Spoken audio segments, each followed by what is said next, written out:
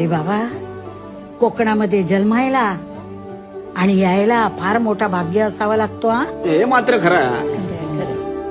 पण आता काय रे, माणसाला शहराची चट लागली ना. गावाकडे कोण फिरकतच नाही. शहरातला माणूस कसा गावाकडे आला की त्याला फार आनंद होतो बघ. तसाच ना कोकण माणसाने भरलेला बघितला ना की कोकणी माणसाला लय बरा वाटता बघ.